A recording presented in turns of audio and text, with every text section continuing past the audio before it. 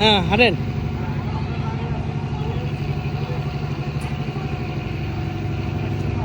ট্যাঙ্কের মধ্যে gas field থেকে 4 লাখ লিটার জ্বালানি তেল সংরক্ষণ করা আছে অপরিশোধিত। এখান থেকে তেল সিলেট গ্যাস ফিল্ডের মাধ্যমে শোধনাগারে পাঠিয়ে শোধন করা হয়। ইস্টার্ন রিফাইনারিতে পাঠিয়ে পরিশোধন করা হয়।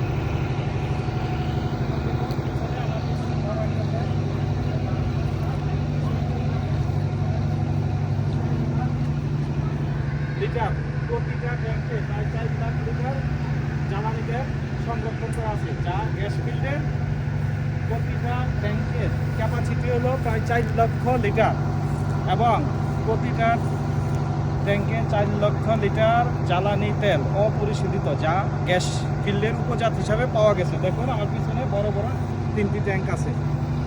এটা হলো রশিদপুর গ্যাস ফিল্ডের গ্যাস সংগ্রহকালে, গ্যাস উত্তোলনকালে গ্যাসের সাথে যে কনডেন্স আছে ওইগুলা অপরিশোধিত হিসাবে ট্যাঙ্কে জমা হয়। এখান থেকে তারপরে ইস্টার্ন রিফাইনারিতে পাঠিয়ে শোধন করে বিভিন্ন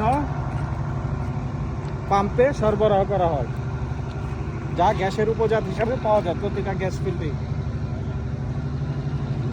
রশিদপুর গ্যাস থেকে বিপুল পরিমাণ জ্বালানি তেলও উত্তোলন করা হয় গ্যাসের সাথে সাথে। এই দেখুন প্রতিটা ট্যাঙ্কে কীভাবে সংরক্ষণ করা হচ্ছে। ঠিক আছে, দেখছেন আপনারা?